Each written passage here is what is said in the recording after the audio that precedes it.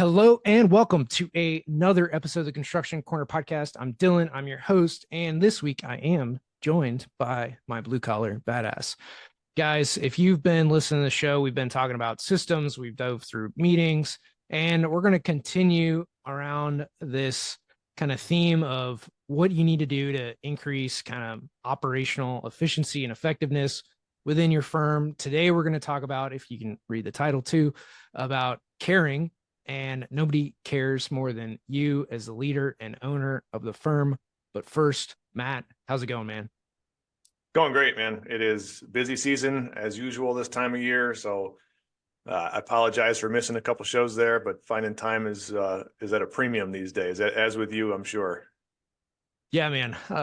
It is busy season. We are swamped and continuing to go after projects. Got a lot in the pipeline. I think that's really for all you guys out there. And I kind of hit on this last week is focus down, make sure you're going after projects, make sure you're filling that pipeline. And make sure you're going to listen to the rest of this episode to figure out how you can get your employees to care as much as you do. Yeah, and I say busy. I use that because it comes off the tongue easy, but I don't mean busy in a bad way. That actually the term even pisses me off. It's productive season, right? I'm not bitching. We're very productive at all times of year, but when it's warm out and the sun's shining, and if it ever does stop fucking raining here in southeastern Michigan, we are super productive on all fronts. So busy is not a badge of honor in this field. It is productivity and efficiency. Absolutely. Yeah, man. I mean, this is going to be like for me one of my higher billable months and invoice months. So this is going to be great. And then again, our pipeline is getting pretty full. And if we win a fraction of the proposals that we have out, it's going to be, it'll fill most of the rest of the year, which is pretty cool.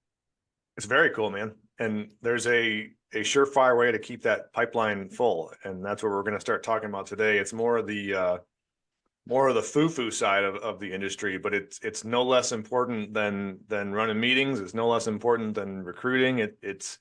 It may be the most important thing in as far as I'm concerned.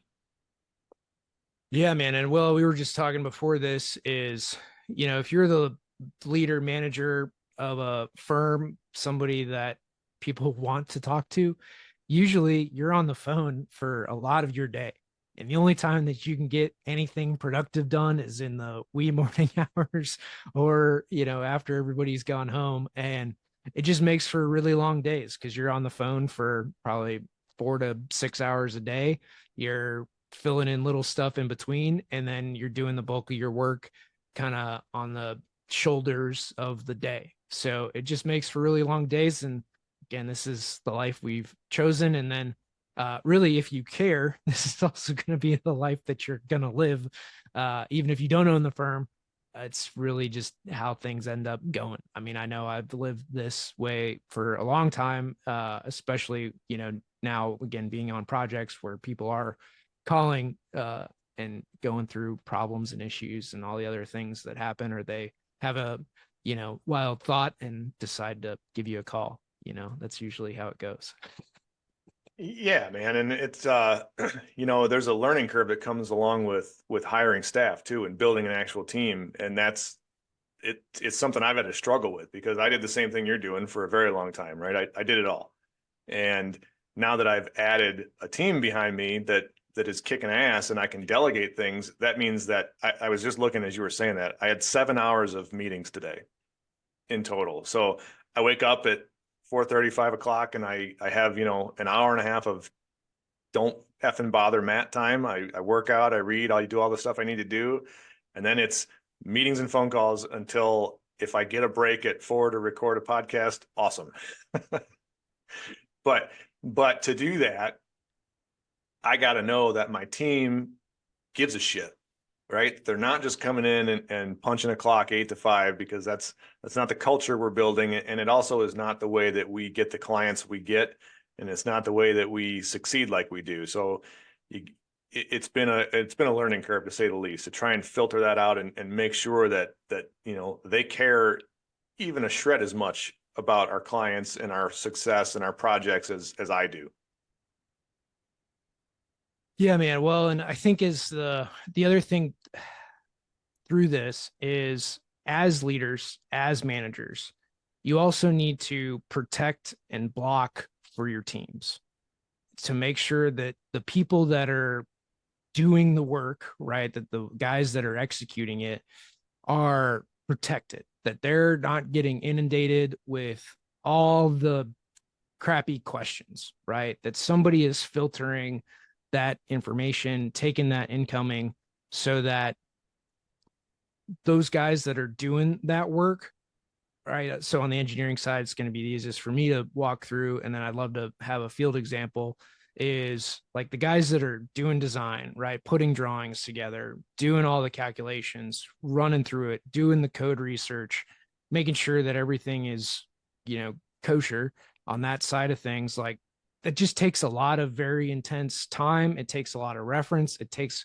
making sure, like, I have a project right now that I'm going through where it's a high rise. And with that, there's all the high rise stuff that comes into play, but different code years and different jurisdictions and everything else have different interpretation or different requirements for elevators. It's the particular thing, and how they go on life safety. Well, you read the most recent IBC, if it's sprinkled, you don't have to do some of this stuff. If you go back a few IBC versions, well, they don't have any of these exceptions, right? So you then, like, you got to make sure that all this is done, but that takes real time, real dedication to go through that. So as leaders and managers, it's incumbent upon you to really block for your team so that they can have that uninterrupted time, right? As a manager, it is your kind of duty to take all those calls, be in all these meetings, wear your voice out throughout the day, take a lot of notes, and you do that for your team so they can do the work. Yeah, I mean, and in my role, I mean, it's doing that all day long so that there is the work to do, right? Like you got to put food on the plate so that the people can eat. Um, and I've been able to develop some people here that, have really helped in that end. So we have a kick-ass PCS manager who is really becoming a fucking ninja of navigating through municipal nonsense, right? Figuring out the entitlement process so that our estimator doesn't have to do all that shit. He can focus, or she can focus on doing the estimate, where the PCS manager is getting all those parts and pieces that are part of the overall process.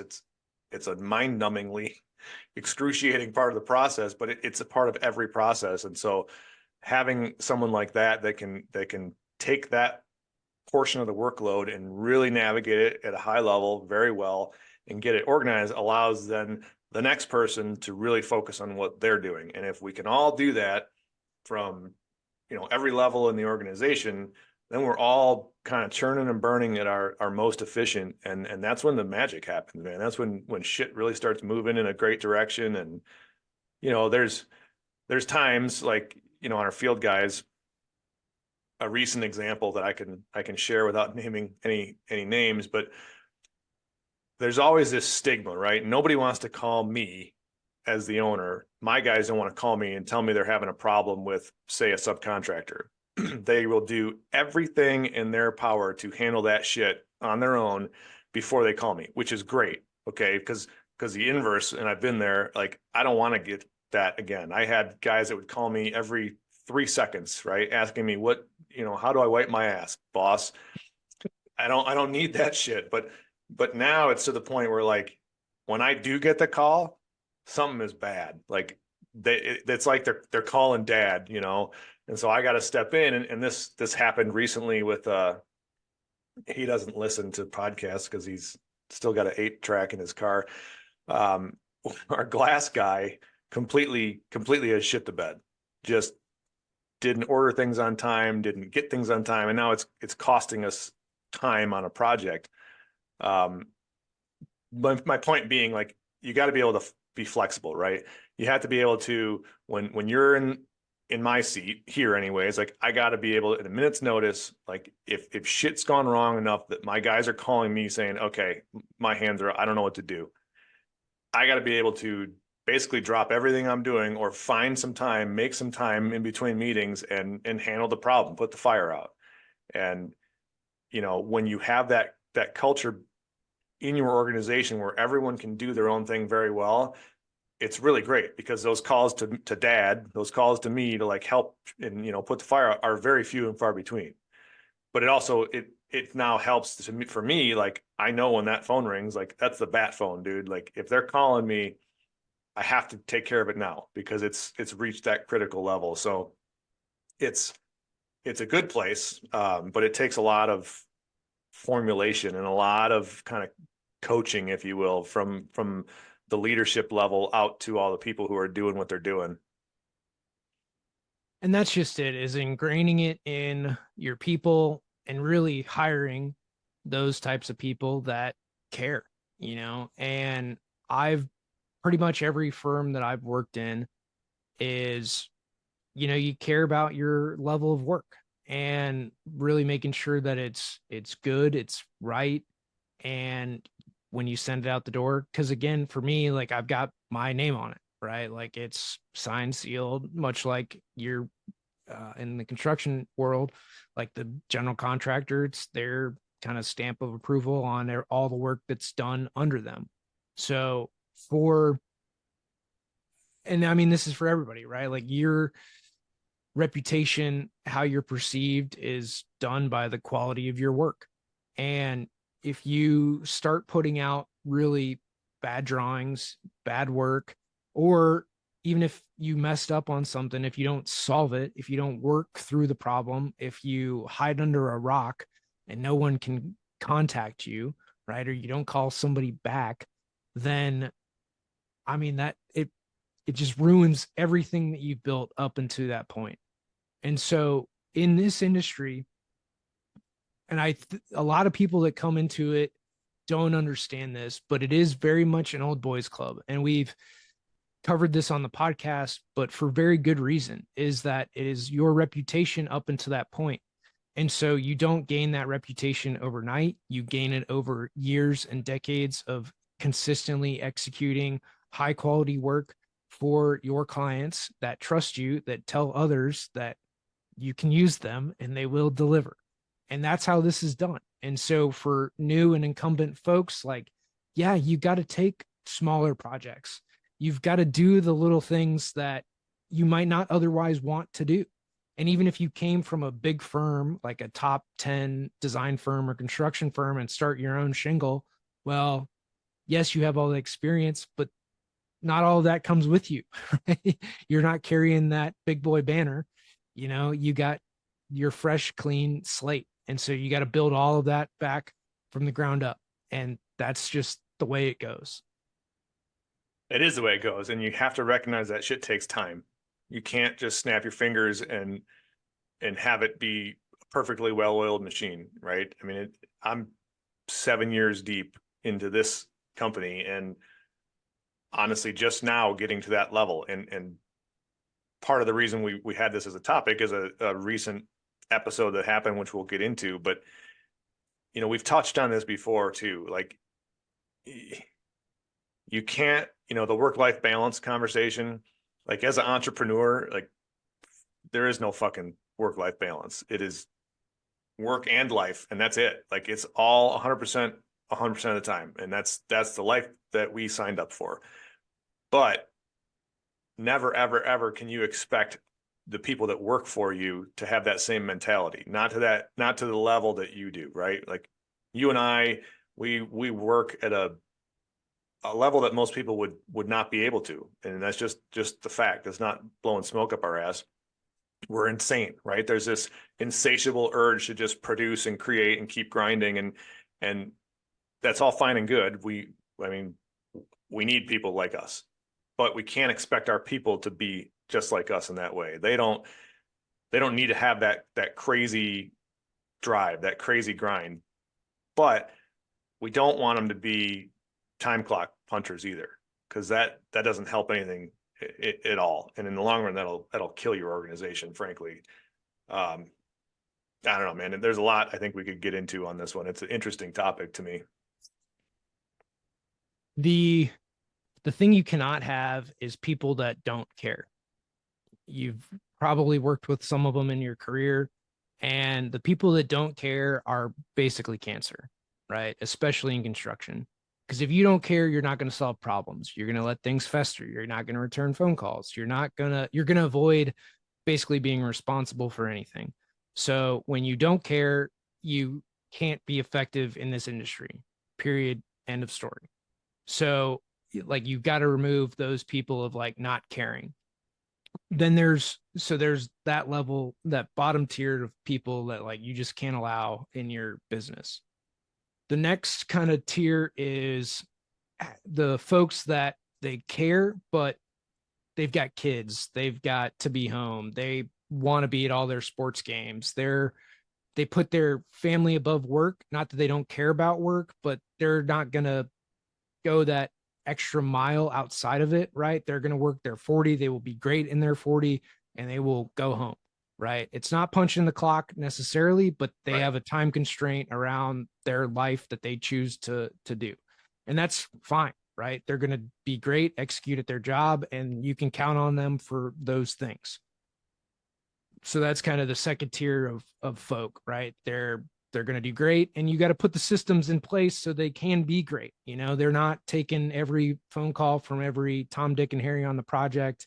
They're not getting inundated by internal meetings. They're not getting, railroaded by other project managers, especially in design firms, because there's like 6 project managers that want shit from them like today. Like you got to defend all that from happening so that they can again be very effective in their 40. And you just got to know that going in with those people, right? They're like, hey, they will be here, they will do great, but again, they got family commitments and that's it. Cool. And then there's a level of us where you care, you're going to do great work, you're going to work until it's done, right? You don't really care. I mean, you care, but you're going to work until it's done. If it takes 12 hours, 10 hours, 6 hours, like it will get done, you will do it, and you will get it back to folks when you say you get back to them.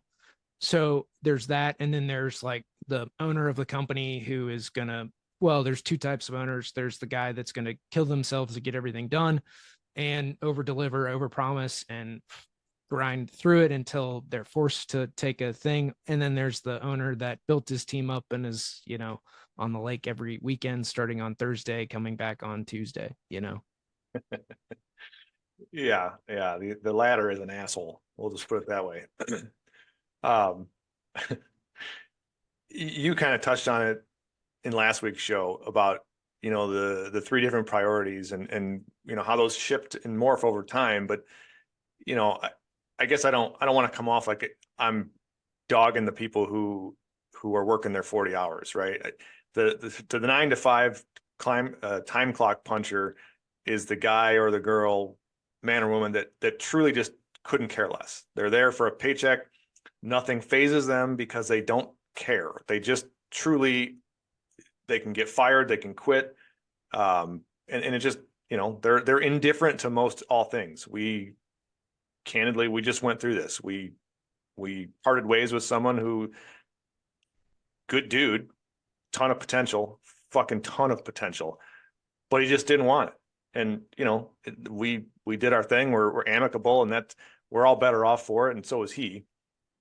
But it's having the priority of family and things. That's great. You should have that, and then work your 40 hours as long as shit's getting done. Like go home early, take off on a Friday. I don't care. Go play baseball with your kid, make their games, all that good stuff. What I really wanted to get into today, though, is the level of caring, kind of on a more micro level, caring specifically for your client's success and for the project's success, and that's. So I'll just rip it off here. What happened recently? We had a client that is a great dude. He is a big client of ours. He wants what he wants, right? And he knows what he wants sometimes. And a lot of times, other than that, he kind of needs some guidance, and that's what we're here for. That's the service we provide. We're not plan spec GCs, right? We're soup to nuts guides through this weird world of construction. So he kind of threw up the bat sign and said, "Hey, I need a meeting with myself and my business partner here. And so we had the meeting. We took 2 hours and we got creative, and actually, as unfortunate as they are when those meetings have to happen, I don't, like I said, I was in 7 hours of meetings today. I don't often have a 2 hour block that I can just create out of thin air.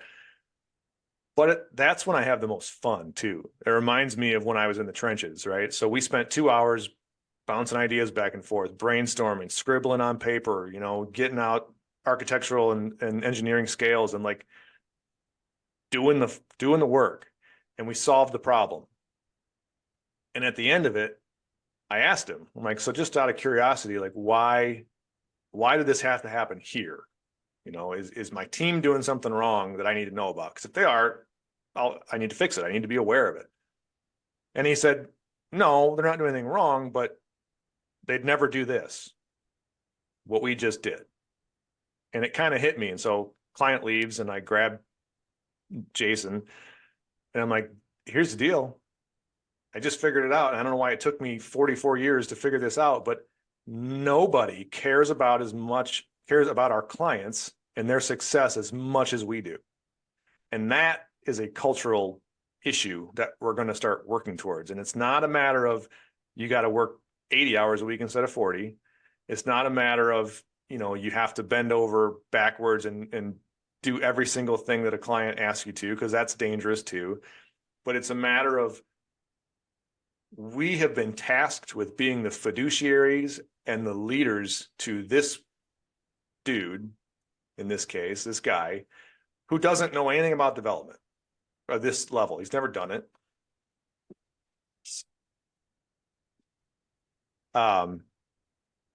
And we have to be the ones to really help him through this. And if we're not willing to do that and to go out and pull out all the stops and to dedicate 2 hours, if it takes that, then we're failing our client.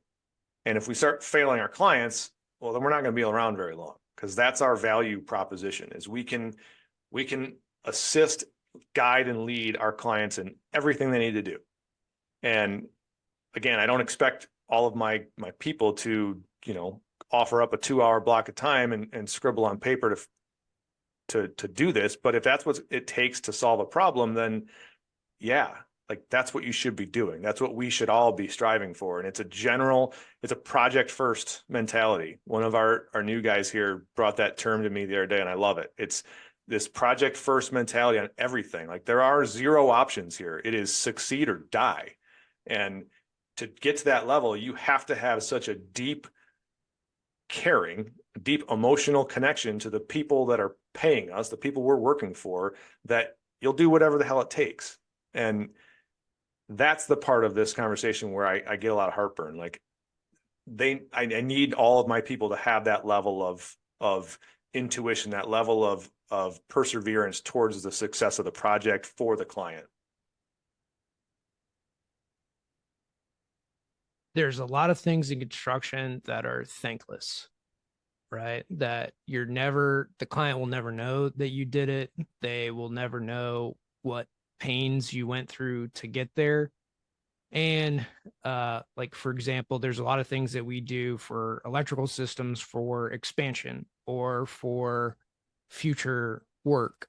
And a lot of that's buried and hidden. It's adding spare breakers to panels. It's putting in spare conduits that we leave somewhere so that they can pull for the next thing. And a lot of that is kind of unnoticed. It's appreciated for future stuff, and the client just never knows any better. They save a bunch of money that they don't even know they saved.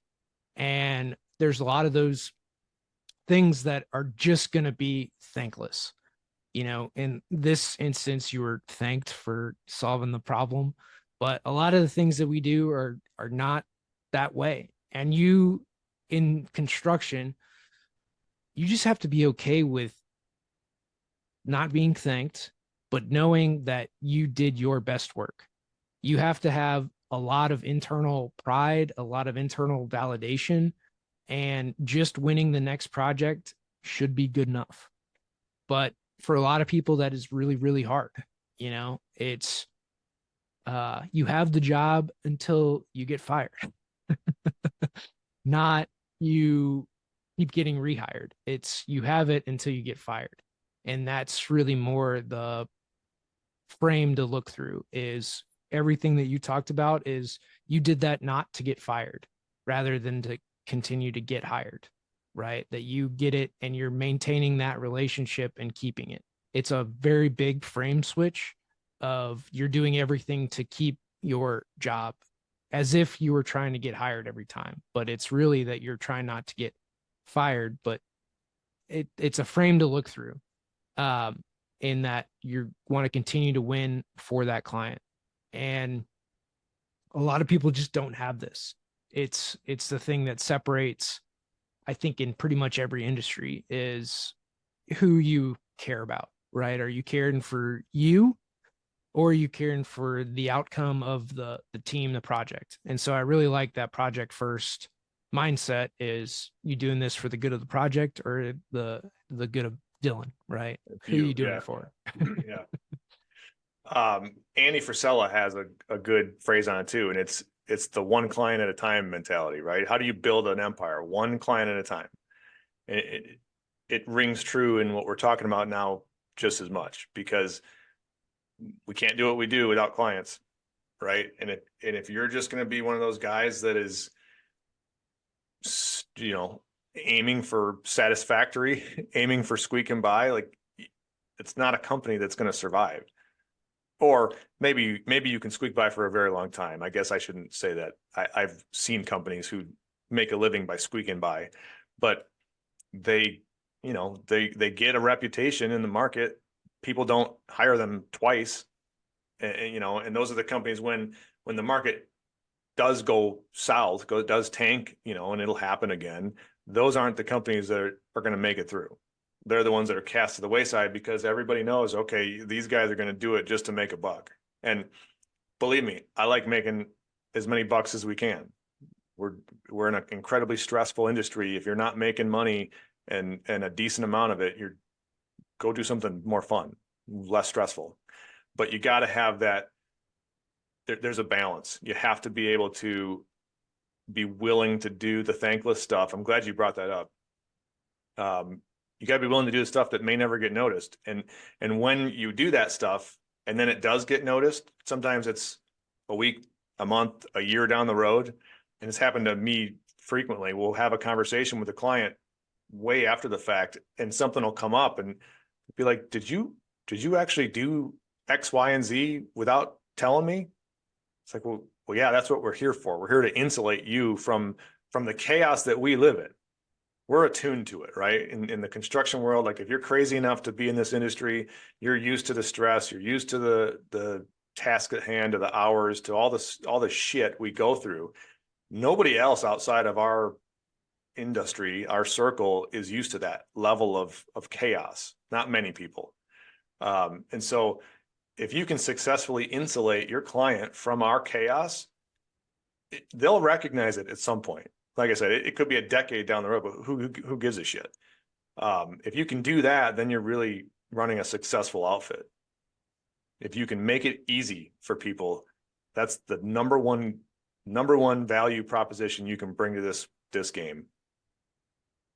And the cool thing about that is your brand will be highly enhanced whenever they do find out because you weren't gloating about it, you weren't parading it around, and they'll have a lot more respect for you and what you do and how you carry yourself than if you were to tell people everything that you did.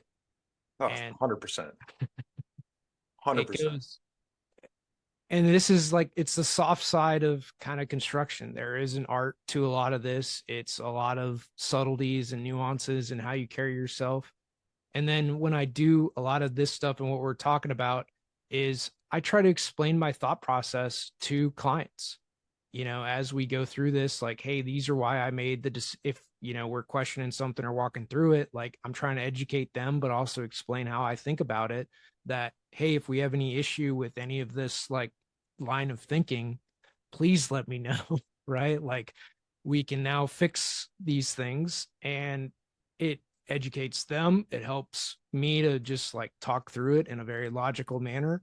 And again, they can follow my thought process. So down the road, if something were to occur, it's like, well, I see why we did it that way. But okay, if we, AHJ wants what AHJ wants, okay, well, that's what it is, right? Like those are, but we can at least have the conversation about it.